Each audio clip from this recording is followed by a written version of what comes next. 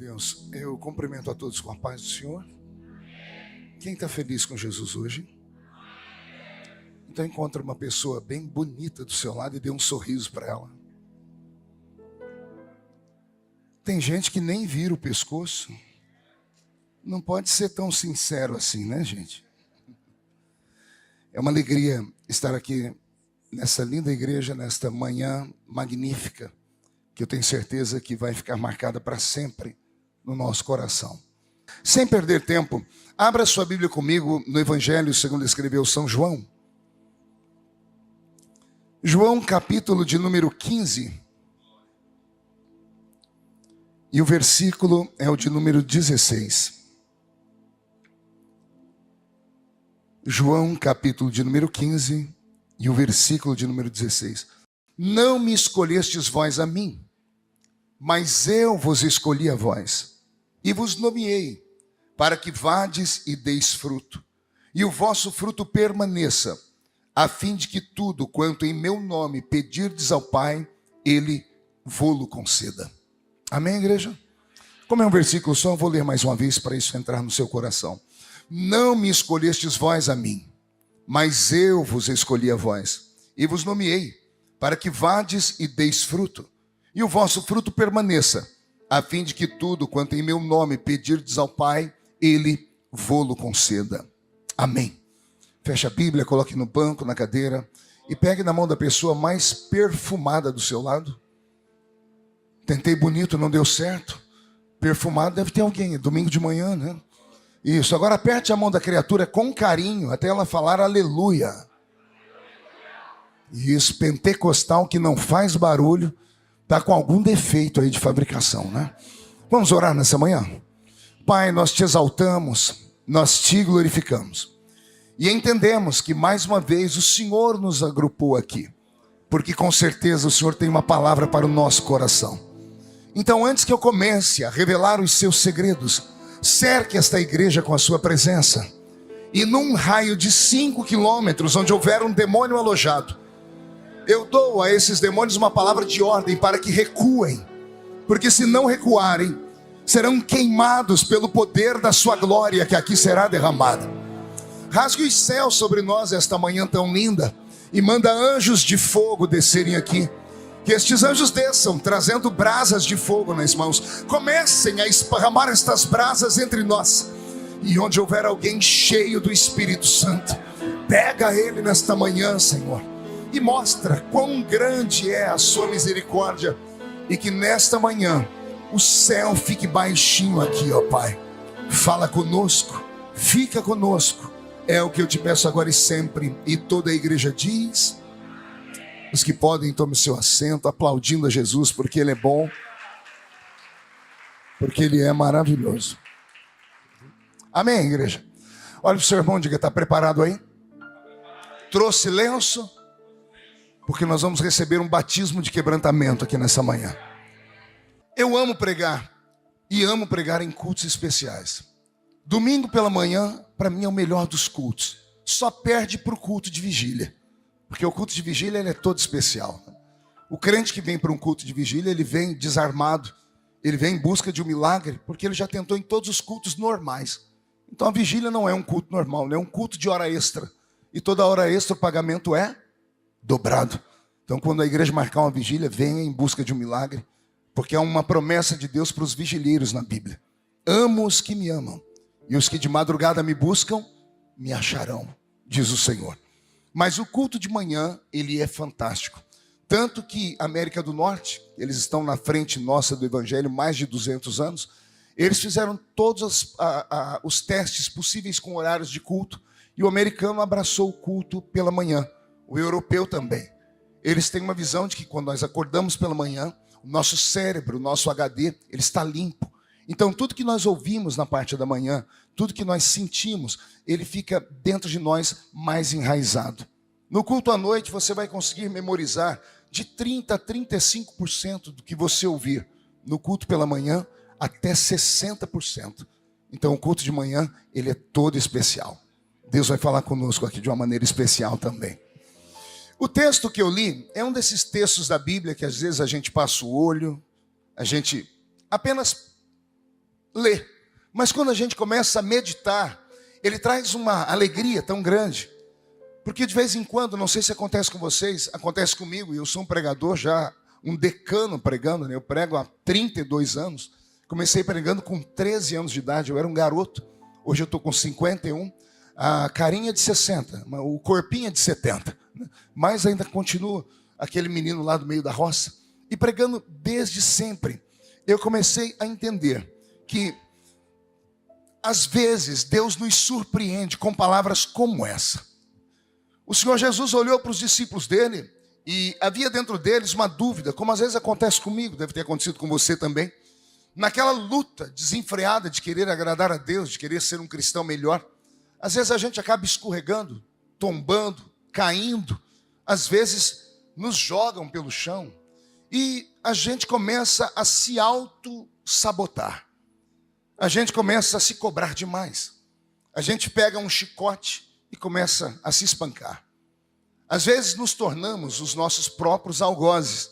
Muitas vezes o crente se torna o seu próprio juiz e o seu próprio executor. E isso não é mérito nosso apenas, de todos da Bíblia Sagrada, de todos da era da igreja cristã. Tem um cristão muito famoso, nós devemos muito a ele, seu nome era Martinho Lutero. Lutero tinha uma crise espiritual tão grande que ele quase surtou. Foi chamado no seu tempo de esquizofrênico, porque ele falava que via o diabo todos os dias, porque o diabo visitava, de fato, para acusá-lo dos seus pecados. E ele fazia de tudo para tentar buscar a intimidade com Deus e o perdão, e ele não conseguia. A história diz que Martinho Lutero usava silício, usava métodos de tortura cristã. Imagine um arame farpado amarrado na sua coxa, e aqui com uma válvula que você vai apertando para que o arame vá fincando mais firme dentro da sua perna. Ele usava isso quando a carne dele ficava exacerbada e o pecado vinha como uma avalanche, trazendo dentro dele uma loucura desenfreada por um desejo. Então ele apertava aquilo para que o arame entrasse na sua carne, para que ele se tratasse.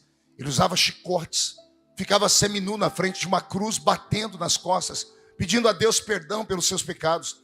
E nada que Lutero fazia aliviava a alma dele. Então um dia, lendo a Bíblia, um texto saltou aos seus olhos: o justo viverá pela fé. E quando ele leu isso, o Espírito Santo falou para ele: Lutero, não é pelo que você faz, é pelo que ele fez.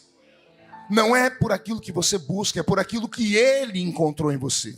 E o Senhor falou com ele: não foi você que escolheu ele, Lutero, foi ele que escolheu você. E aí Lutero encontrou esse texto que eu li para vocês. Jesus olhando para os discípulos dizendo: não fostes vós que escolhestes a mim, fui eu que escolhi vocês. E eu faço uma pergunta para então criar aqui um pensamento: Jesus erra quando escolhe? Eu queria uma resposta. Vou perguntar de novo. Jesus erra ao escolher alguém? Não. Então me explique por que ele escolheu o Iscariotes, o Judas. Se ele não erra, como ele escolheu Judas? Se Deus não erra, como foi que ele escolheu Jim Swaggart, um grande pregador da década de 80 e 90? Os mais velhos aqui devem se lembrar dele. O maior evangelista pentecostal do mundo. Ele tinha programas de TV em mais de 200 países. Ele levou milhões de almas aos pés da cruz. Eu era garoto e colocava minha mão para orar com ele na televisão e não era crente ainda. Ele entrava dentro da minha casa quando nós éramos católicos. E aí, no auge da minha juventude, um dia ligo Fantástico e lá está Jim Swaggart. E a Globo gastou meia hora colocando ele, a igreja dele, e mostrando que aquele grande herói havia tombado, havia caído, havia cometido um pecado tão nojento e tão grosseiro, que fez com que o mundo todo, não disse a mim, eu disse o mundo todo, tivesse repúdio ao ato dele. Tanto que de lá para frente ele caiu no ostracismo. A pergunta que eu faço é: se Deus é um ser todo-poderoso e ele é onisciente, e esse dom é um dom que só ele tem, a onisciência é saber tudo em todo tempo de todos. Imagine um ser que olha para você aqui agora, neste exato momento, e ele te vê ser plantado no ventre da sua mãe, e ele te vê aqui sentado agora, e vê você ou descendo a rampa fria na morte, ou sendo arrebatado no último dia. Esse é Deus. Porque onde ele está não existe tempo. Tempo é uma coisa criada por ele para nos dar um norte, porque nós temos um pensamento limitado. Mas Deus não conhece tempo, não conhece hora. Deus criou a eternidade. E quando a eternidade terminar, ele continuará sendo Deus. Sua mente consegue viajar nesses pensamentos que eu estou dizendo? Eu estou só tentando te mostrar quem é Deus. Deus sabe tudo, em todo o tempo, de todas as pessoas. Não existe a mínima possibilidade de alguém pegar Deus de surpresa. Deus não é como nós, que um dia acordamos e tomamos um susto ao ligar a televisão, ao ver alguma coisa acontecer. Você consegue imaginar a cena, Deus abrindo a janela do céu agora, olhando para a sua vida, e ele quase tendo um infarto no miocárdio, e chamando um anjo, serafim, querubim, arcanjo, alguém, me traga um copo com açúcar. Por quê, Senhor? Porque aquele crente lá embaixo, olha o que ele fez, eu não esperava isso dele. Existe essa possibilidade, igreja? Pense aí comigo. Existe a possibilidade de alguém pegar Deus de surpresa? Não. Por quê? Porque ele sabe tudo. Se Deus sabe tudo, por que ele escolheu Jimmy Swaggart? Sabendo que ele traria um escândalo violento para a igreja. Sabendo que milhares de almas se perderiam, porque as pessoas se espelhavam nele e não na cruz. Se Jesus sabia de tudo, sendo Deus, por que ele chamou Iscariotes? Vou um pouquinho mais longe, agora bem pessoal. Se ele sabia de tudo, por que ele escolheu você? São perguntas que nós temos que fazer de vez em quando. E essas perguntas me atormentaram também na minha adolescência, até no início da minha vida adulta. Eu nunca consegui compreender Deus, porque eu fui criado dentro de um sistema religioso, onde só prestava aquilo que prestava. Eu sou assembleiano, e sou assembleiano lá das antigas. Na minha época de adolescente, nós tínhamos tantas leis, o legalismo era tão pesado para nós, que todos nós crentes do interior tínhamos uma cota de oxigênio para respirar por dia. Quem respirasse um pouquinho a mais era excluído da igreja. Entendedores entenderão o que eu estou falando aqui. Eu sou da época que lá na Assembleia de Deus as mulheres não podiam rapar a perna. Você acredita que existiu esse tempo? Você pode imaginar como eram as noites de núpcias? O maridão com aquela perna toda cabeluda, de noite, luz apagada, encostando na noiva dele, e ela tinha a perna mais cabeluda do que a dele. Pode imaginar o asco? E tudo com base na palavra. Ai, meu Deus. A interpretação errada, porque os nossos pais eram ignorantes mesmo. Ignorantes não são burros, são pessoas que não têm conhecimento.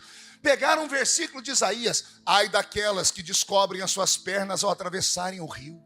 Olha só, entenderam que descobrir a perna era rapar a perna. Você consegue entender isso?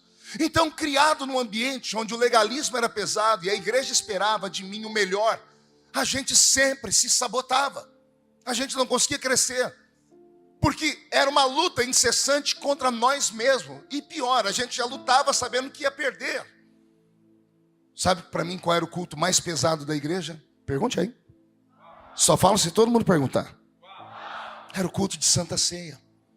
O que devia ser o culto da minha alegria, o que devia ser o culto da minha paz, era o culto do meu tormento. Porque eu ficava com medo de ir para o culto. Porque lá no culto nós tínhamos a irmã Sebastiana, nós tínhamos a irmã Maria, nós tínhamos a irmã Dalva, as profetas da igreja. E quando aquelas mulheres levantavam no banco falando em línguas, onde já dava aquele desarranjo na gente, aquele frio na boca do estômago. E quando ela saía lá de trás, assim: você diz que me ama, mas você não me ama, você me engana, diz o Senhor. Elas já vinham andando pela igreja, já saiu um monte de gente correndo dos bancos para frente do altar. A gente não esperava ela chegar perto de nós, não. Medo dela vir e nos envergonhar diante da igreja, expor os nossos erros e os nossos pecados. Fui criado desse jeito. Então isso sabotou parte da minha geração, que acreditava que não podia ser ninguém na vida, porque a gente não era puro, nem santo, nem sacro, como a igreja escolhia. Quantos amigos meus estão no mundo hoje porque foram excluídos, porque colocaram o pé numa bola? Meninas que cortaram o cabelo, que colocaram uma roupa um pouquinho mais ou um pouquinho menos. Quantas pessoas se perderam porque a igreja exigia sempre o melhor. Ah, se eu tivesse o conhecimento que eu tenho hoje. Eu enfrentaria aquele sistema. E diria para os meus pastores: eu amo os senhores, eu respeito os senhores, mas os senhores não têm uma cicatriz na mão para julgar ninguém. Nenhum dos senhores morreu na cruz do Calvário para salvar a minha alma. Porque para jogar uma alma lá fora é muito fácil. Basta você usar a sua língua e começar a falar da vida da pessoa que está à sua esquerda ou à sua direita, e começar a expor ela na internet, e você vai matar uma alma, vai tirar ela do caminho do Senhor. Agora, para ganhar uma alma, pense num sacrifício. Para ganhar uma alma, alguém teve que morrer na cruz do Calvário e derramar todo o seu sangue. Então era muito difícil para todos nós, mas quando você vai amadurecendo em Cristo e você vai lendo, o dia que eu li esse versículo aqui, o Espírito Santo falou assim: Marco, não foi você que encontrou Jesus, foi Jesus que te encontrou. Não foi você que elegeu ele Deus da sua vida, foi ele com o único voto que elegeu você morador do céu. E aí ele me fez ler a Bíblia, e lendo a Bíblia eu li um apóstolo dizendo: a salvação não é por obras, para que ninguém delas se glorie. Ou seja, não há nada que você possa fazer para ser salvo, a não ser acreditar que o sangue dele tem poder para perdoar os seus pecados. O meu corpo ficou arrepiado agora, então eu vou repetir esta palavra. Não há nada que você possa fazer para ser salvo, a não ser entrar aqui dentro e falar: é a sua misericórdia que me alcançou. Partindo deste princípio, eu estou aqui hoje com muita paz de espírito para dizer para você: ele não errou quando te chamou. As pessoas podem achar que ele errou. As pessoas que cercam você podem achar que ele errou. As pessoas do seu círculo íntimo são capazes de dizer assim: não, esse aí prega, esse aí canta, mas eu conheço a vida dele ali, eu sei o que fazem ali. Eles acham que Jesus errou, mas o Senhor me mandou aqui como profeta para te dizer: eu não erro quando escolho. E aí vem a pergunta: se Jesus não erra, por que é que então que ele permite que tudo aconteça? Ora, imagine, você está na porta da sua casa e vem alguém pedir comida. Seu coração de ser humano, a sua humanidade cresce e você diz: entra aqui dentro da minha casa, eu vou te dar um prato de comida na mesa da minha casa. Mas aí você é um clarividente e você olha para a pessoa e vê o futuro. E você vê aquela pessoa violentando sua filha, estuprando a sua mulher ou te matando dentro da sua casa. Vendo o futuro, você ainda chamaria a pessoa para entrar dentro da sua casa, sim ou não? Sim ou não? Não. Você que é patrão, que tem uma empresa, sabendo que aquele empregado no futuro vai te dar prejuízo, vai te levar na justiça, vai ser injusto com você, vai tentar te roubar, você daria emprego para ele, sim ou não? Não, por quê? Porque nós somos racionais. Agora, porque Deus, sabendo de tudo, podendo inclusive interferir, ou não? Deus tem poder para tudo. Deus poderia ter impedido Jimmy Swaggart de pecar, poderia ter mandado um anjo na frente dele, como mandou um anjo na frente de Balaão, dizendo: para aqui. Balaão não via, mas até a jumenta via. Deus poderia ter impedido, mas Deus não impediu. Deus permitiu aquela miséria, aquele escândalo, aquela vergonha. Sabendo Deus que o prejuízo ia ser grande, por que mesmo assim ele apostou em Jimmy Swaggart? Eu me emociono, porque eu já sei a resposta, porque eu orei bastante. Deus conhece cada um de nós. E Deus enxerga não apenas um palmo à frente do nosso nariz. Deus enxerga o amanhã, o depois do amanhã. Deus enxerga o futuro. Para tentar explicar Deus, deixa eu te dar exemplos humanos. Existe uma ilha nos Estados Unidos chamada Ilha de Manhattan. A Ilha de Manhattan é o coração financeiro do mundo. Lá estão os maiores especuladores do mundo, lá em Wall Street. E os grandes especuladores de Wall Street, eles parecem que são magos, porque eles não são Deus, mas eles têm a percepção do futuro e eles fazem investimentos. Existem 3 tipos de investimento no mercado financeiro: o investimento a curto prazo, a médio prazo e a longo prazo.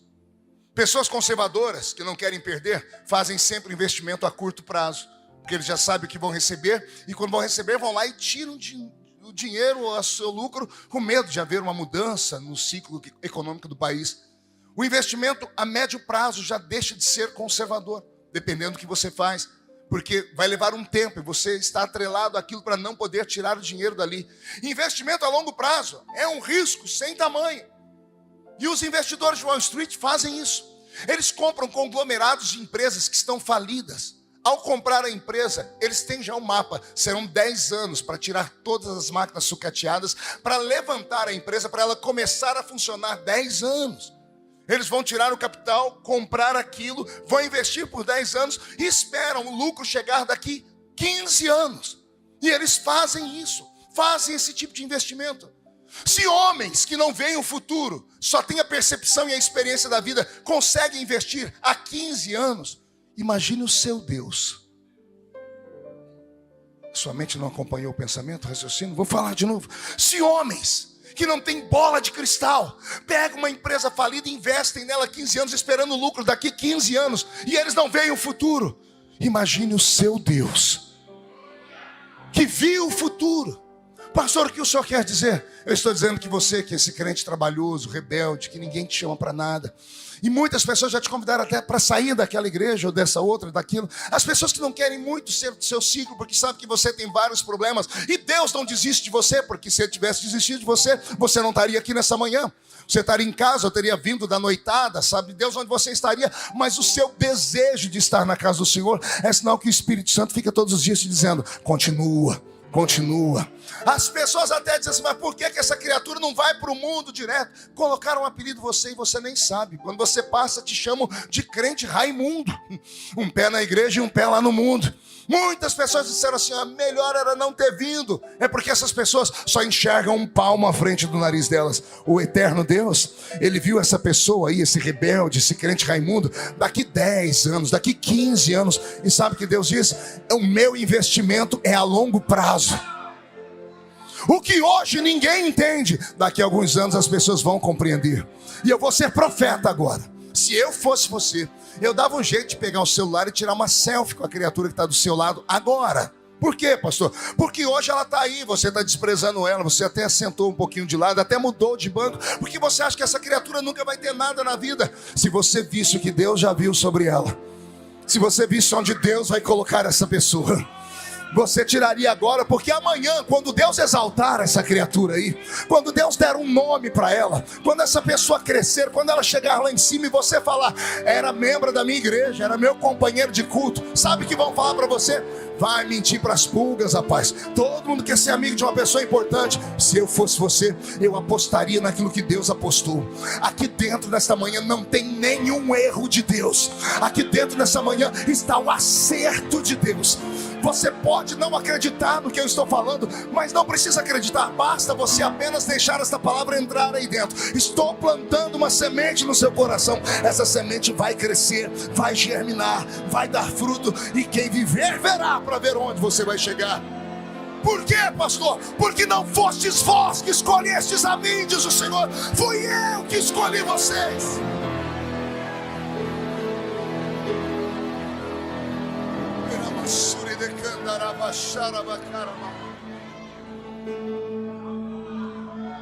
Aleluia. Jesus não quis criar uma igreja com super-homens. Jesus não quis criar um ministério com Mulher Maravilha. Ele pegou milhares de seres humanos e fez testes com eles. A esses seres humanos ele chamava de discípulos. A palavra discípulo é aluno. E ele era chamado de Rabi, Raboni, Rabino, que significa mestre ou professor. Olha que interessante. Quanto tempo você é crente e não sabia disso? O Rabi, o Rabino é um professor. E o discípulo é um aluno. Quem era discípulo de Jesus era aluno dele. Erramos quando falamos que Jesus teve 12 discípulos. Ele teve milhares de discípulos. Somente no Sermão da Montanha, ele montou uma escola a céu aberto, copiando os gregos, Sócrates, Aristóteles, Platão, tiraram os ensinos dos lugares fechados, da elite, e levaram para o povo. Jesus copiou eles, e ele montou um ministério itinerante. Ele pregava nas ruas, nas sinagogas, de vez em quando, mas mais nas ruas. No solapé da montanha, no sermão, Jesus está ali com 5.000 homens, fora mulheres e crianças. 15.000 alunos, no mínimo. Uma imersão de um dia todo. Alunos que ouviam ele pregar. Depois disso, ele foi depurando e foi separando. Ele foi dando estudos e foi aplicando provas. Depois que ele começou a dar provas pesadas, aquele ciclo de milhares de alunos foi se deteriorando. Chegou um dia em Lucas 10 que ele separou apenas 70. Dos milhares, ele separou 70 discípulos e mandou eles irem de 2 em 2. Ao final de 3 anos e meio, que é quase uma faculdade, né? Porque uma faculdade normal são 4 anos, 3 anos e meio depois, de milhares de alunos, só restou na frente dele 12. Ele foi depurando, ele foi testando, ele foi aprimorando. E sobrou na frente dele 12 alunos. E esses 12 alunos, esses 12 discípulos, quando passaram em todas as provas, aí ele deu a eles um diploma de apóstolos. Daí os apóstolos. Então, quando alguém te perguntar quantos discípulos Jesus tinha, diga milhares. E aí se alguém falar, não, você dá esse ensinamento que eu estou dando. Aí ele transformou 12 discípulos, alunos, em 12 apóstolos, futuros postulantes a professores também. Quem entendeu até aqui, diga, eu entendi. Aí ele pegou esses 12. Você nunca se perguntou por que 12? Por que não 11? Por que não 13? Por que não 15? Por que não 5? O número 12 na Bíblia é um número profético. Tudo que acontece no Novo Testamento é um conserto do erro do Velho. Nós temos 2 testamentos na Bíblia por causa disso. O Velho Testamento foi um fracasso. Deus transformou o Velho Testamento num laboratório e criou uma igreja no Velho Testamento. E antes de você falar que eu estou pregando heresia, calma. Havia sim uma igreja no Velho Testamento. Uma igreja que faliu e fracassou. Uma igreja que faliu e fracassou, incluindo o seu próprio pastor. Quem era esta igreja? Era Israel. Pastor, mas igreja, o termo igreja é uma palavra grega, só tem no Novo Testamento. Pois é, a palavra igreja no Novo Testamento vem de um verbo, eclésia, ou eclesia, lá no grego, que significa chamados para fora. Isso é o termo igreja. O que é igreja? Aqueles que foram chamados para fora. Então vou te mostrar a igreja no Velho Testamento. Ur dos Caldeus, Mesopotâmia antiga. Deus entra dentro de uma tenda de um homem e fala com ele em espírito e diz assim para ele: levanta, sai da sua parentela e vai para uma terra que eu ainda vou te mostrar. Deus está falando com Abraão: sai da sua parentela, sai para fora. O termo igreja empregado na vida de Abraão, se é para sair, é o mesmo termo do Novo Testamento. Sai dela, povo meu. Temos uma igreja no Velho Testamento. De Abraão vem Isaac, de Isaac Jacó, e de Jacó 12 filhos. Dos 12 filhos, a composição da nação de Israel. O Novo Testamento é a repetição do Velho. Vem Jesus Cristo, se junta à sua família, e daqui a pouco ele seleciona, no meio de milhares, 12. E esses 12 vão dar início àquilo que Paulo vai chamar de novo Israel. O novo Israel está aqui na minha frente nessa manhã, tentando adorar a Deus. Então, o velho é a igreja que fracassou. Fracassou tanto que o líder da igreja, o pastor Moisés, começou às avessas, porque Jesus vai ensinar o que é um pastor. O bom pastor dá a vida pelas suas ovelhas. O pastor de Israel começou o ministério dele matando um homem, enterrando na areia, que foi Moisés. O próprio Moisés não deu conta de entrar na terra prometida. Olha que falência da igreja do Velho Testamento. O pastor levantado por Deus não conseguiu entrar em Canaã. O pastor de Israel levantou 3 milhões de almas. Pense num homem que começou com uma igreja com 3 milhões de pessoas. Pastor, de onde vocês tiram esses números? A Bíblia diz que saíram do Egito 600 mil almas de guerra. Almas de guerra, homens que tinham exatamente a idade de 30 anos, a emancipação dos judeus. Por isso o ministério de Jesus começa quando ele tem 30 anos. Homens com 30 anos eram casados e tinham pelo menos um filho. Então vai somando, um homem de 30 com a esposa e um filho. Homens com 30 anos ainda tinham o pai e a mãe vivo. Pai e mãe, 5 vezes 600, 3 milhões de almas.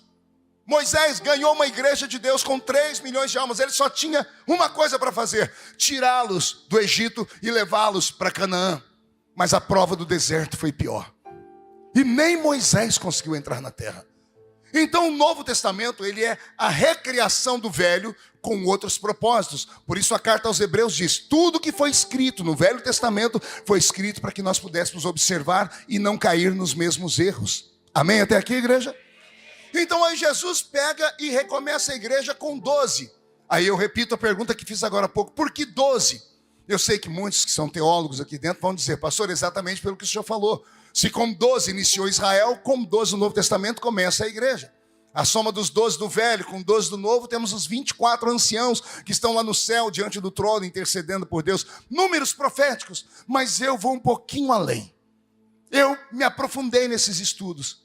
E eu descobri coisas que vai te deixar extremamente feliz e também extremamente curioso. Eu descobri que esses 12 homens que Jesus chamou, cada um deles nasceu em um mês do ano. E o ano tem quantos meses? 12 meses do ano. Cada discípulo de Jesus nasceu em um mês do ano. O dia que eu descobri isso, eu fiquei louco.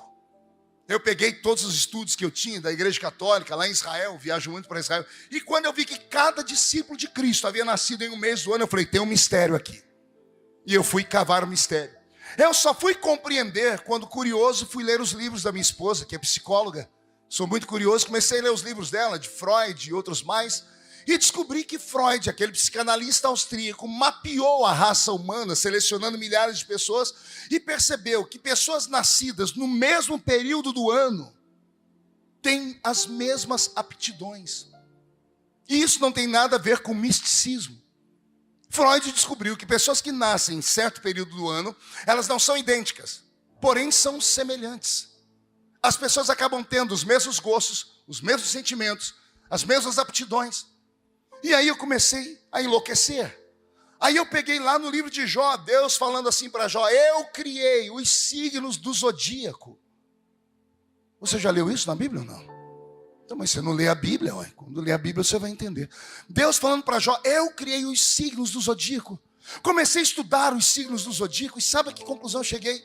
Que existe um ensinamento através dos astros que são muito mais antigos do que a própria civilização como nós conhecemos. Isso vem antes da Torre de Babel, porque todas as civilizações do mundo mapearam os céus, e ao mapearem os céus, criaram os sistemas. Está escrito na própria palavra, quem criou a ursa menor, o sete estrelo, nomes dados aos signos do zodíaco. A Bíblia Sagrada já citava eles. Calma, fique tranquilo, pastor, o senhor acredita em horóscopo? É claro que não, mas teve um tempo da minha vida que eu acreditei. E eu acho que eu não sou o único aqui dentro. Será que alguém tem coragem de dizer que seguir horóscopo? Quem aqui seguia horóscopo? Deixa eu ver. É só uns 4. O resto é tudo santo, nascido na igreja, com a auréola na cabeça, né? Foram batizados, inclusive, na água benta da igreja. Quem aqui seguia horóscopo? Deixa eu ver. Quem aqui, ao seguir os horóscopos, memorizava tudo e no final do dia falava assim, não é que deu certo? Funcionou com alguém aqui já? Pastor, então quer dizer que funciona? É claro que não. É apenas, como eu posso dizer, são números, são probabilidades. Porque o horóscopo fala de pessoas que nasceram num certo período do tempo. E pessoas que nasceram num certo período do tempo têm as mesmas aptidões. Eu nasci no dia 12 de outubro. Eu viajei o mundo todo, são quase 100 países onde eu já preguei. E só no Brasil mais de 4.000 municípios. Ainda ontem, no culto que eu preguei à noite, o pastor no púlpito fez questão de dizer, eu nasci no mesmo dia que o senhor, dia 12 de outubro. E pessoas que nasceram no mesmo período que eu, geralmente têm as mesmas aptidões. Não são todos, mas a maioria gostam de ler livros como eu gosto, têm fascinação por arte, são extremamente coléricos, aliás, vão de 8 a 80, são coléricos depressivos. Tem hora que explode e tem hora que cai. São pessoas que têm os mesmos temperamentos. Por quê, pastor? Parece que Deus criou um sistema de pessoas que nascem nesse período do tempo, vão ter esse tipo aqui de personalidade, esse tipo aqui de caráter. Freud, mapeando a raça humana, ele descobriu pelo menos 12 temperamentos. Olha que interessante. Aí Jesus escolhe 12 discípulos e cada um nasce num período do ano. E aí eu comecei a estudar, dentro da psicologia, cada um dos discípulos. E eu comecei a rir muito, porque eu falei, Deus é tremendo. Jesus selecionou 12 para dar a seguinte explicação. Nesses 12 eu tenho todos os temperamentos da humanidade. Um dos 12 discípulos é você. Vou falar de novo. Um deles é você. E eu sei que tem gente que já fazendo o sinal da cruz. Eu não sou Judas, eu não sou Judas. Mas lembra que você respondeu no início? Ele não erra quando chama. Ele não errou quando chamou Judas. Judas apenas falhou. Falhou porque tinha uma mente muito organizada. Judas era alguém pragmático, era muito prático. Judas vinha de uma terra chamada Caríates. Se você estudar a nação de Israel, você vai ver que a terra de Caríates ficavam os judeus que eram patriotas. Eram judeus que tinham sangue nos olhos e nunca aceitaram que os outros impérios o dominassem. A terra de Caríates eram os judeus que ninguém conseguia segurar eles. Eram homens que ensinavam os seus filhos e os filhos aos seus filhos a nunca aceitarem o peso de nenhum tipo de império que viesse transformá-los em escravos. O sonho deles era libertar Israel. Judas era dessa terra. Jesus não errou quando chamou ele. Pastor, por que foi que Judas se perdeu? Porque no meio do caminho ele se decepcionou com Jesus. Ah, Jesus. Pastor, como é que alguém se decepciona com Jesus? Esse é o grito do crente perfeito. Agora o crente normal vai dizer: eu já me decepcionei com ele. Ou será que aqui todo mundo sempre falou: ele fez tudo na minha vida perfeitinho? Eu enterrei um filho. E no dia que eu enterrei o meu filho, eu falei para Deus: o Senhor errou. Eu briguei com Deus. Eu briguei com o meu conhecimento. Eu briguei com os meus livros de teologia. Eu briguei com os meus diplomas. Se eu fosse um crente de uma igreja reformada, eu entenderia. Mas eu sou um pentecostal que acredita em milagres. Eu orei por filho de todas as pessoas desse mundo e Jesus curou. Jesus fez estéril ser mãe de filho. Jesus trouxe gente que estava à beira da morte, em coma há anos, depois de uma oração. Aí eu pego toda a minha força espiritual, toda a minha crença mística e oro pelo meu filho. E ele não volta. Eu me decepcionei com Jesus. E acredito que muitos aqui dentro já se decepcionaram em algum momento da vida. Judas teve um momento. O problema é que ele não conseguiu voltar. O problema é que ele teve um remorso tão grande. Ele tinha lembrança do nome dele, da família dele. E a família dele era feita de homens de coragem que quando pegavam uma coisa ia até o fim. E quando ele viu que ele traiu Jesus, quando a ficha dele caiu, o remorso foi tão grande sobre ele que ele não quis mais nem viver. E tudo por causa de uma palavra de amor. Porque quando ele beijou Jesus, se Jesus tivesse gritado, xingado ele, talvez Judas não teria feito o que fez. Mas Jesus abraçou ele. E foi no ouvido dele e disse: amigo, o que você tem que fazer, faz rápido. Jesus estava dando a letra para ele. Tem que acontecer e alguém tem que me trair. Está escrito. Mas isso não significa que é o fim para você. Jesus está dizendo para ele: eu te entendo. Os outros não vão te entender, vão malhar o Judas, mas eu te entendo. Se você abraçar o que eu estou te falando, Judas, você vai vencer. Mas Judas não deu conta. Ele não suportou a carga emocional daquela noite. Será que é só Judas que já perdeu noites de sono aqui dentro? Vai me dizer que você nunca pegou um prato e jogou no chão? Vai me dizer que você nunca jogou um copo na parede? Vai me dizer que você nunca soltou um palavrão, por mais puritano que você seja? Vai me dizer que teve dias que você quis chutar o pau da barraca e sair sem rumo na vida? Pegar um saco, colocar nas costas e se perder, mesmo sendo crente? Vamos ser sinceros. Vamos parar de romantizar a fé achando que tudo na nossa vida dá certo, que Deus vai realizar tudo que queremos e que todo culto vai ser uma bênção e que tudo que pedimos vamos receber. Isso é uma mentira. Servir a Deus não é fácil. Se fosse fácil, não tinha lugar para sentar aqui dentro, tinha gente em pé pelo corredor. Servir a Deus é uma luta diária, é uma renúncia constante. E Ele não chama perfeitos. Ele não erra quando chama. Então Ele te trouxe nessa manhã porque dentro de você tem um João, um Pedro, um Judas, um André, um Felipe, um Tomé. Todos nós estamos daqueles discípulos. Ao chamar os 12, Jesus estava mandando um recado para nós. Pergunte qual. Não importa o que falem de você, não importa como as pessoas te observem. Se cruzar o meu caminho e me der uma chance, eu te uso com seus defeitos, eu te levanto com suas qualidades, eu te ajudo. Não, você não entendeu ainda, eu vou repetir de novo. Jesus estava dizendo, quando eu chamei aqueles 12, eu chamei a humanidade inteira para perto e disse: se cruzar o meu caminho e me der uma chance, eu posso te transformar num homem, numa mulher que vão virar o mundo de cabeça para baixo, independente da sua personalidade. Aleluia. O mundo não entende isso. Alguém aqui já foi pedir emprego em uma empresa e aí marcaram com você como é que chama? Uma entrevista? Alguém já foi? Alguém viu que quando você foi entrevistado em empresas grandes, tem psicólogos que entrevistam? Alguém lembra disso? Você lembra das perguntas que o psicólogo te fez? Algumas você nem respondeu, você só riu. Não fazia sentido nenhum a pergunta. Para você, para o psicólogo, que é um analista de mentes, que é um analista de movimentos, ele sabia exatamente o que ele queria. Você nunca percebeu que tinha uma outra pessoa lá que foi entrevistada também? Ela não tem a metade da sua capacidade. E ela foi contratada e você não? Você sabe por quê ou não? Simples. O psicólogo leu você e leu o outro. E disse: o outro não tem capacidade, mas tem vontade de aprender. E ele não vai dar trabalho. Essa pessoa, pela pergunta que eu fiz, ela disse ao patrão, o jeito dela, a reação dela, o olhar dela, a maneira como levantou o braço, a maneira como ela se portou, que ela apertou alguma coisa, essa pessoa vai te dar trabalho, vai te trair. É um maníaco, é um sociopata, é um psicopata. Empresas não querem funcionários problemáticos. Por isso que você, tendo 1 milhão de vezes mais capacidade, não foi chamado. Porque leram você, o corpo fala.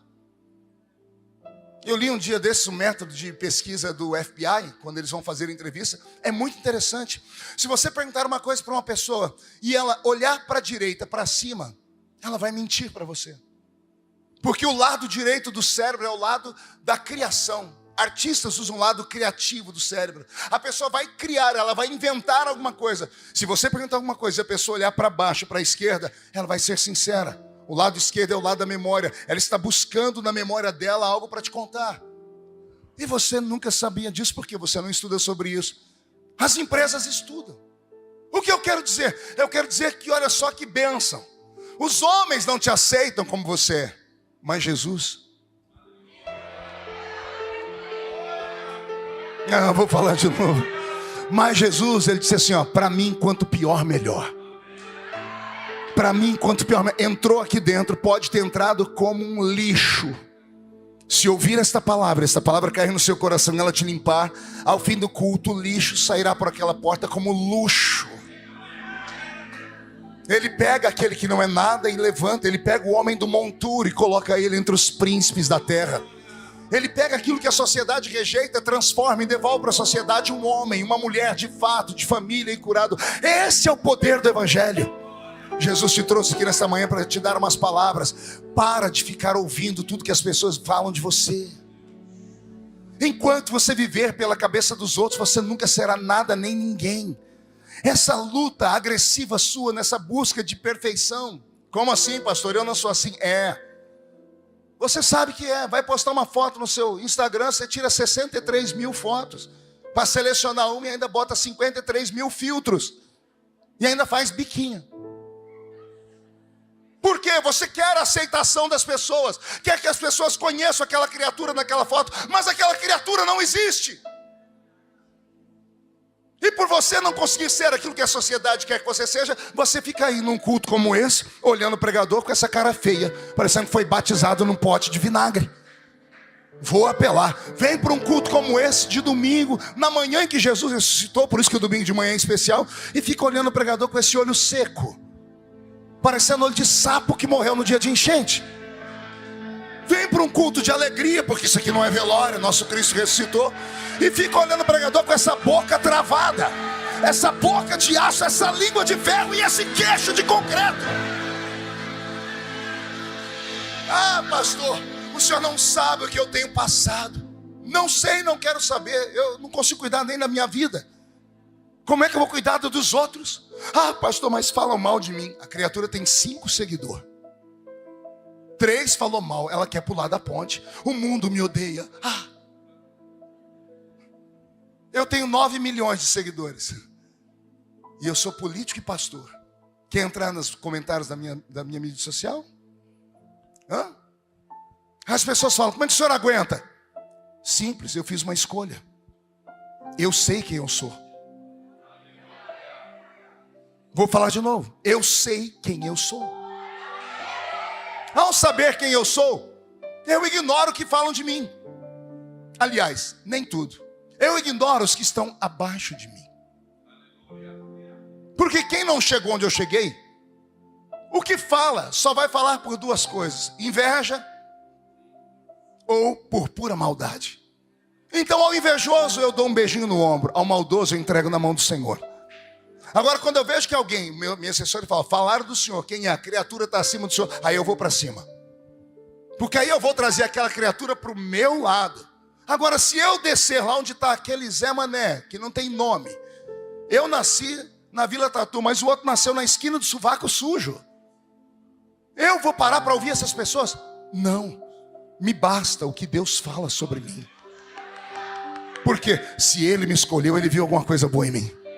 Não vou falar de novo. Se Ele te escolheu, Ele viu alguma coisa boa em você. Criatura, reage, anima-te. Pare de dar ouvido a esses derrotados. Eu vou liberar uma palavra profética. Eu vou repreender nesta manhã o espírito de piolho que está sobre a sua cabeça. Pastor, que espírito é esse? Piolho é aquele bichinho que anda pela cabeça dos outros. Eu repreendo isso, você não vai andar mais pela cabeça de ninguém. Ah, pastor, mas não tem mais nem menos. Quem fala de você não paga as suas contas. Não morreu na cruz do Calvário por você, não te visita quando você está doente, não põe um prato de comida na sua mesa e você vai dar ousadia a esses coveiros de igreja. Essas pessoas que estão na igreja desde a época de Noé. Alguns não são tão velhos, mas pisaram no barco sobre o dilúvio lá. Nunca se deram bem na vida, são extremamente religiosos. A pessoa acha que é mais santa do que o próprio Deus. E ficam te apontando o dedo, ficam cobrando de você. Manda essas pessoas encontrar um tanque cheio de roupa suja. Manda eles lavar a roupa. Se alguém vier falar de você, diga para a criatura assim: o meu nome não é osso para ficar na boca de cachorro. Aí você encerra o assunto. E você que vive para falar da vida dos outros, por favor, tome vergonha na cara, cuide da sua.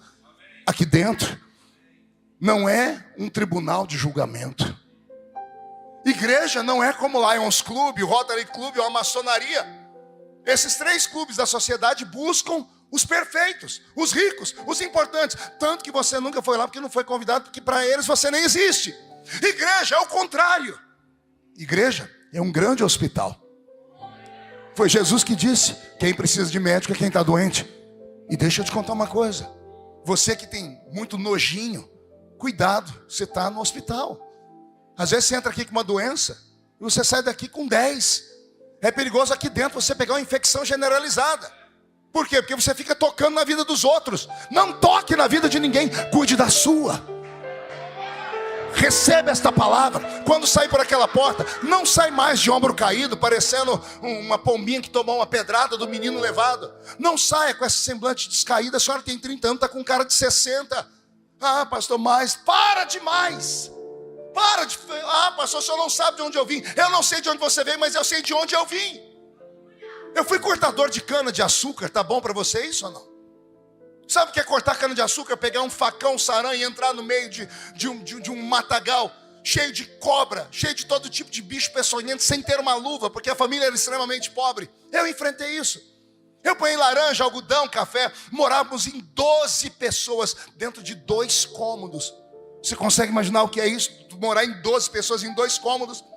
Vou te dar uma letra. Imagine que na minha casa, pinico. Alguém sabe o que é pinico? Pinico e panela era uma confusão. Entendeu aí ou não? Às vezes a panela estava debaixo da cama, o pinico estava em cima do fogão. A pobreza era tão grande que um dia eu acordei de noite gritando: mãe, mãe, mãe, a minha perna sumiu.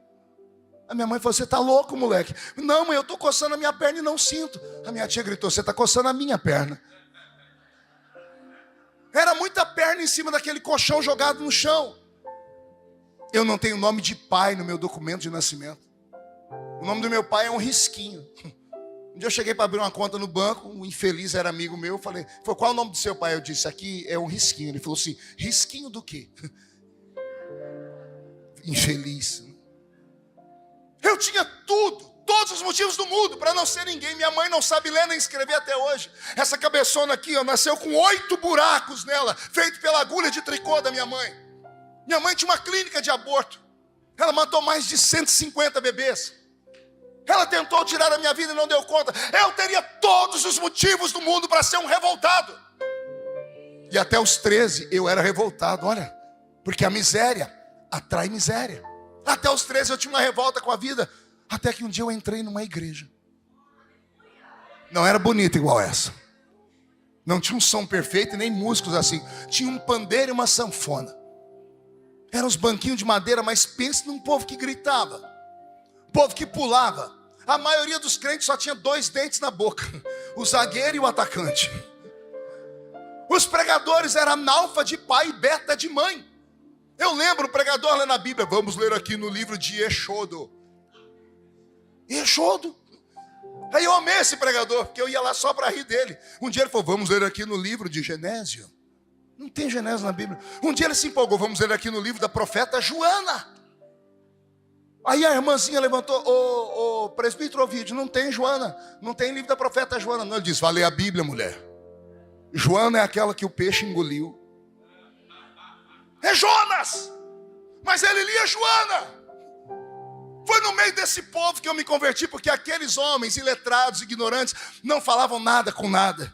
Mas quando o culto estava terminando, eu lembro desse velho levantar aquela mão gigante para o céu, o olho dele lacrimejando, a mão dele cheia de calos, ele dizendo, eu não sei falar bonito, gente, mas eu sei falar 3 coisas que ninguém nunca vai arrancar de mim. Primeiro, que meu Jesus salva. Segundo, que ele cura. Terceiro, que ele batiza com o Espírito Santo. Aleluia!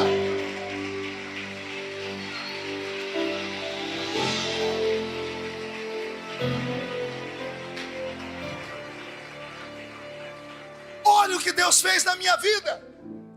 E fez na minha vida porque eu nasci com uma estrela, nasci virado para a lua? Não! Eu entrei numa igreja e alguém me disse, você não é o que as pessoas dizem que você é.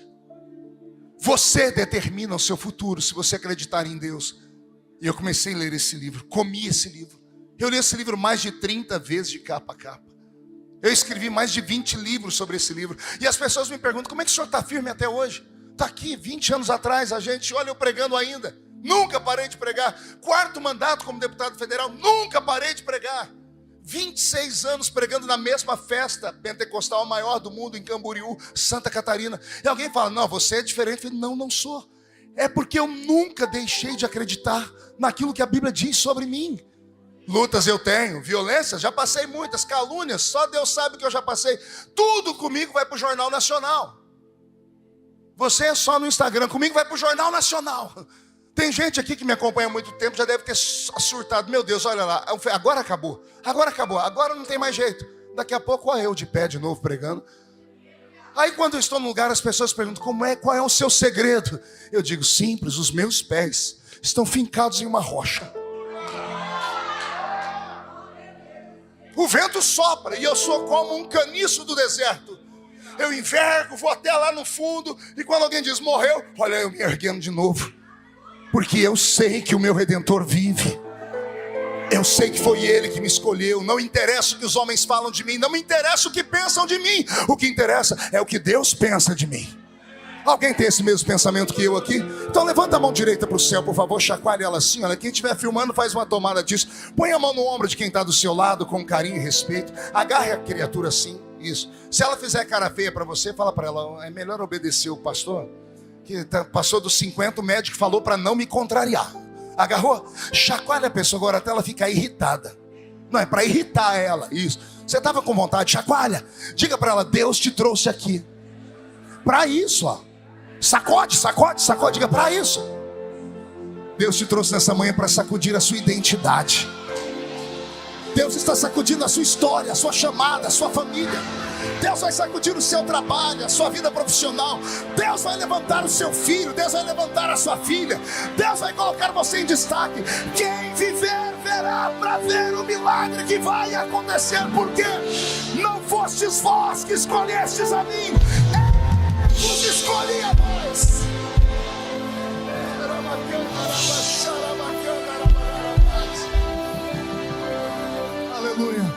Sente mais 2 minutos, eu já estou terminando. Aleluia. Eu estou sentindo Jesus aqui dentro. Estou sentindo Jesus aqui dentro. Vai haver um avivamento na sua vida essa semana. Até o final deste dia de domingo, você vai sentir uma paz, uma alegria. Cuidado quando sair por aquela porta. Você entrou carregado, você vai sair tão leve que é perigoso você sair voando. Segura a criatura quando sair por aqui. A comida hoje vai estar mais gostosa. À noite, quando você for para algum lugar, o perfume vai estar mais perfumado. As cores vão estar mais vivas. Por quê, pastor? Porque Jesus está te dando uma outra perspectiva de vida. Ele está te dizendo, fique em paz, fui eu que te escolhi. Eu não erro quando eu escolho. Você é um investimento a longo prazo, é só isso. Então, as pessoas é que se virem. Elas é que têm que aprender a te suportar. Elas é que têm que aprender a aguentar você até o fim. Por quê? Por causa das coisas que Deus tem para você lá na frente. Eu vou encerrar pegando dos 12, 1, para contar a história dele. Pedro, o único discípulo que tinha 3 nomes. Pedro, Cefas e Simão. Olha os mistérios da Bíblia. O único que Jesus chamou por 3 nomes. Por quê? Pergunte a mim por quê. Quando você é muito íntimo de uma pessoa, você acaba colocando nomes nela. Sim ou não? A minha esposa chama-se Edileuza. Esse ano a gente completa 32 anos de casados. Para a honra e glória de Jesus. Só que carinhosamente eu chamo ela de Edileuza, chama ela de. E aí de vez em quando eu estou em casa, eu falo assim, Edileuza, ela fala para mim, por que você me chamou assim? Foi porque é o seu nome. Não, você só chama assim quando tem algum problema. O que está acontecendo? Códigos. Acontece isso com vocês também? Pois bem, então é assim, Jesus tinha Pedro. Quando Jesus estava alegre, ele chamava ele por um nome. Quando Pedro fazia uma besteira, Jesus chamava ele de outro nome. De vez em quando Jesus botava outro nome. Pedro era íntimo dele.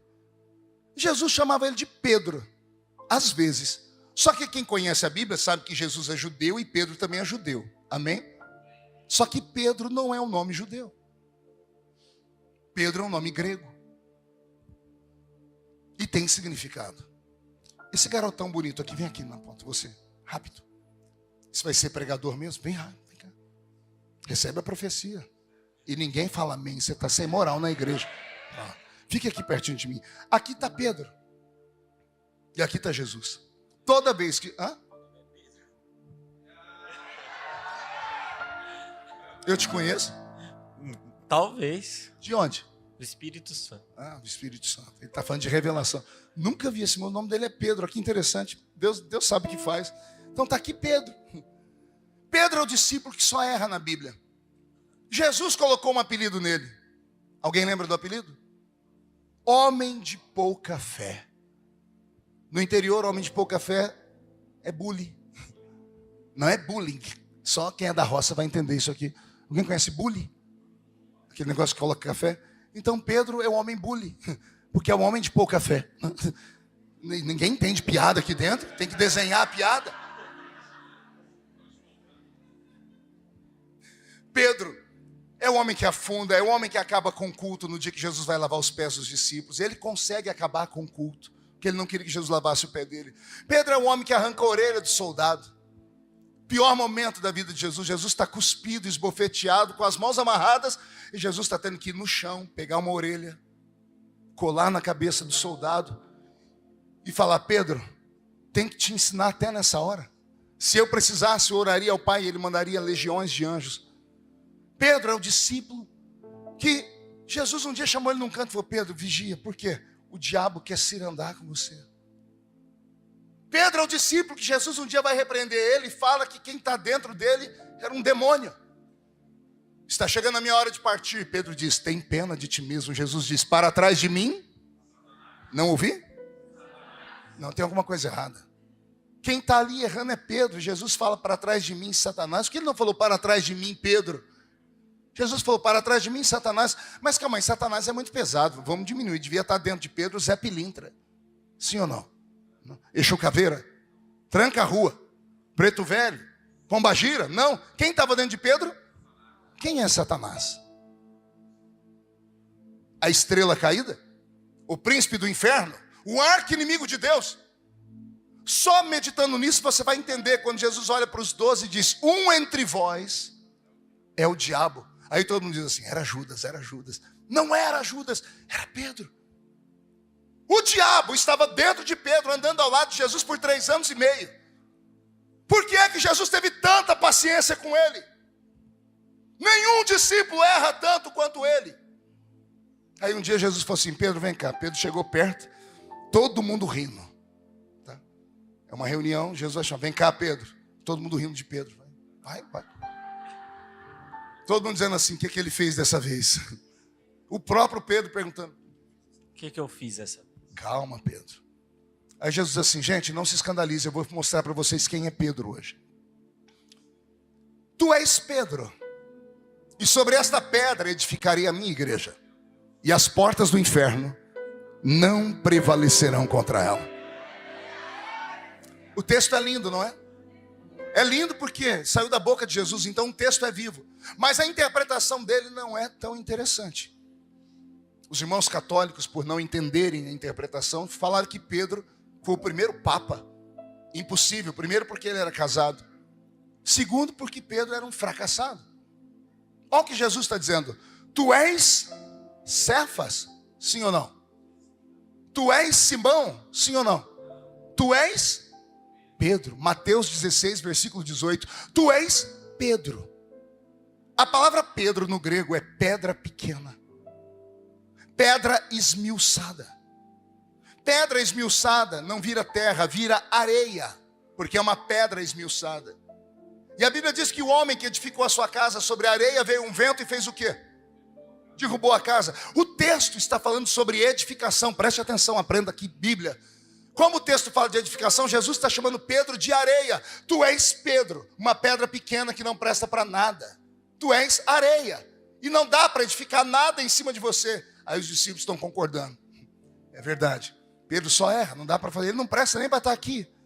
Aí Jesus para de falar com Pedro: preste atenção na minha mão e na minha voz.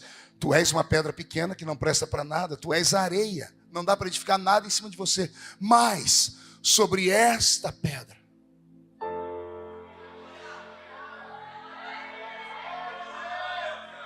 entenderam? É um diálogo, Pedro e Jesus. Tu és uma pedra pequena que não presta para nada, não dá para edificar nada em cima de você. Mas sobre esta pedra, Jesus é a pedra, é a rocha, é a pedra de esquina, é a pedra angular, é a pedra da nossa salvação, é a rocha de Meribá. Tu és uma pedra pequena que não presta para nada, mas sobre esta rocha eu edificarei.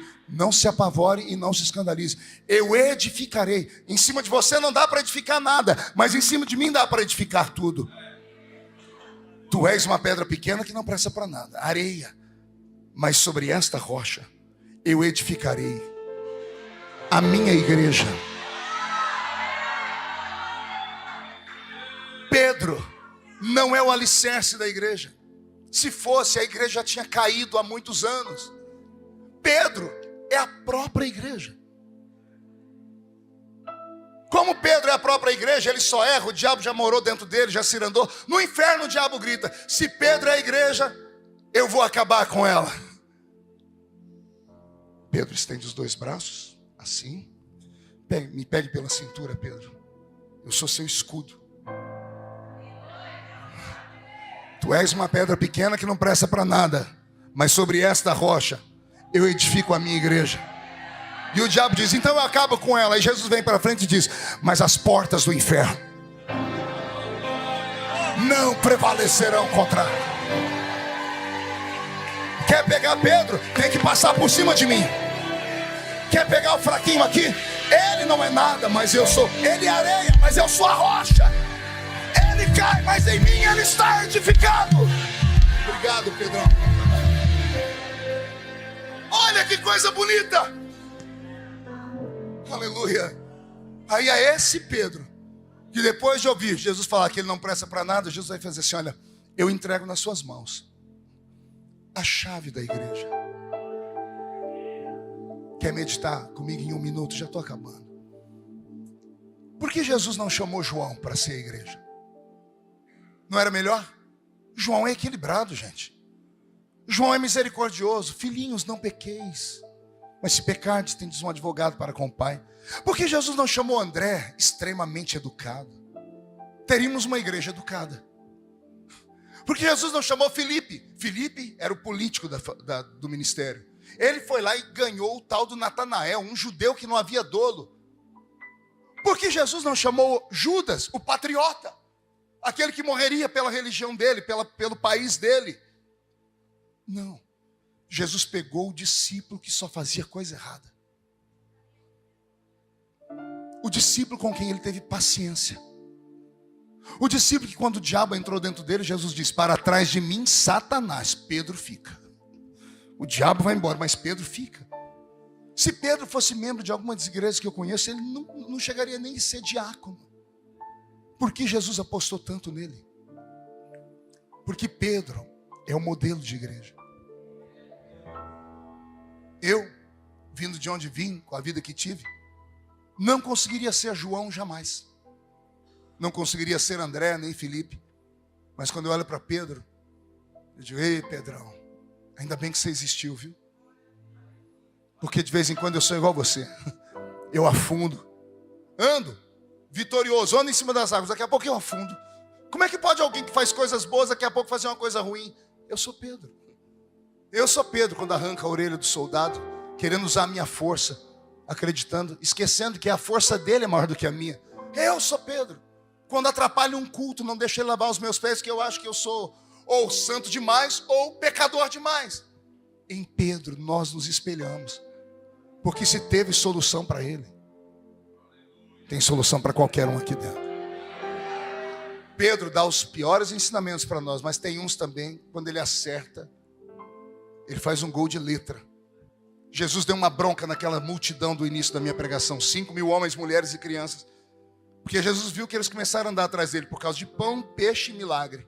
Aí Jesus começou a apertar. Foi saindo um, saindo outro. Um dia Jesus ficou tão bravo, ele disse: podem sair de perto de mim e ir embora. E Jesus saiu andando sozinho. Ele escutou uns passos. Ele olhou para trás, está vindo 12 gatos pingados. Os 12. Ele olhou para eles, os 12 devem ter até recuado de medo. Jesus disse: e vocês? Não vão embora também não? Todo mundo abaixou a cabeça. Pedro levantou a cabeça e abriu a voz. Olha o que ele diz: e para onde iremos nós? Se só tu tens palavra de vida eterna. Só tenho alívio quando eu estou perto de ti. Só perto de ti eu sou alguém. Só o Senhor tem paciência comigo. Só o Senhor acreditou em mim. E aí Jesus grita: não fostes vós que escolhestes a mim, fui eu que escolhi todos vocês. Que Deus te dê uma semana de paz. Que Deus visite os seus filhos. Que Deus se revele para você daqui até domingo.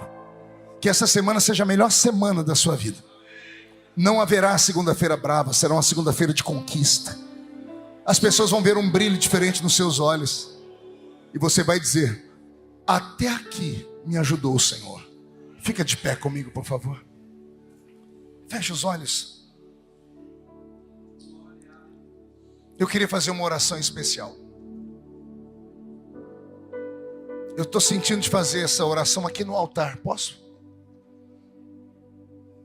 Eu não sei se alguém vai atender o meu convite, mas como eu já passei dos 50, não tenho muito que dar satisfação a ninguém.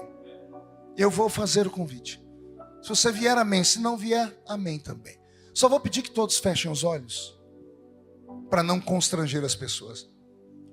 Eu queria orar aqui na frente hoje, só com os Pedros da igreja. Só com as pessoas que tentando acertar acabam errando. Só com as pessoas que às vezes não se aceitam. Depois que cometem algum tipo de erro, se mutilam, se cortam. Chegue bem perto do altar, chegue mais perto, para caber mais gente. Isso, pode vir chorando. Isso é igreja.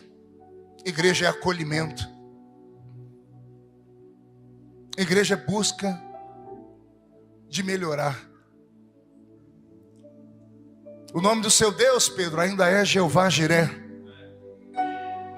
o Deus da providência. Eu ministro sobre os seus filhos valentes que vieram à frente do altar. Podem ser fracos, mas são corajosos. Podem ser fracos, mas são sinceros. E vieram à frente do altar dizendo: me ajuda, Deus. O Senhor não errou quando chamou esse pessoal. O Senhor viu algo dentro deles que nós às vezes não vemos, nem eles viram ainda, mas há um potencial dentro deles. E quem viver verá para ver o que o futuro vai mostrar. A minha intenção com esta oração é que o Senhor os proteja, que o Senhor os revista de autoridade, e que nesta semana o Senhor os torne invisíveis aos olhos do mal.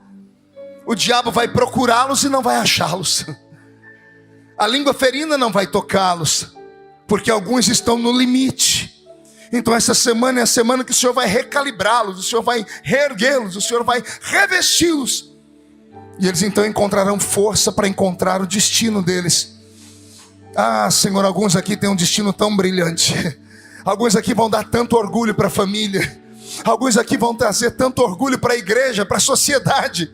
Ah, meu Deus, como nós seres humanos somos limitados, mas o brilho do Senhor está sobre eles.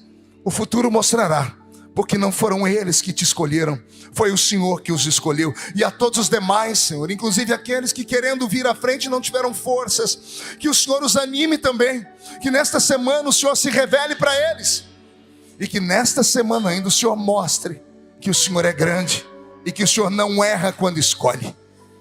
Peço que todos levantem a mão direita para o céu aberta comigo, fechem os olhos e repitam a minha oração em nome de Jesus. Todos os demônios que lutaram contra a minha vida, contra a minha história, contra o meu destino, contra a minha chamada, eu ordeno, não estou pedindo, eu estou ordenando, venham para a palma da minha mão agora. Agarre esses demônios com a sua mão direita, segure eles na palma da sua mão, feche a sua mão. Eu vou contar até 3, nós vamos jogar no chão e vamos pisar em cima deles. É um ato profético. Vai se cumprir Lucas 10:19. Eu vos dei poder para pisar sobre serpentes, escorpiões, sobre toda a obra do diabo, e nada fará mal a vocês. Depois que você pisar em cima deles, você vai encontrar 2 pessoas, para se cumprir o que Jesus disse a Pedro: quando 2 entre vós ligar alguma coisa na terra, será ligado no céu. Então você vai abraçar alguém, depois vai dizer para o seu irmão: ele não errou quando te escolheu. Tem coisa grande vindo pela frente. Jesus vai buscar a igreja, uma igreja viva, escolhida e fortalecida. 1, você nunca mais será o mesmo. 1,5, sua família sentirá orgulho de você de novo. 2, quem viver verá para ver o que Deus fará na sua vida depois desse culto. 2,5, essa igreja vai crescer a 100 por 1. 2,75, Guarulhos será chamado de terra da misericórdia. 3, jogue no chão, pisa em cima.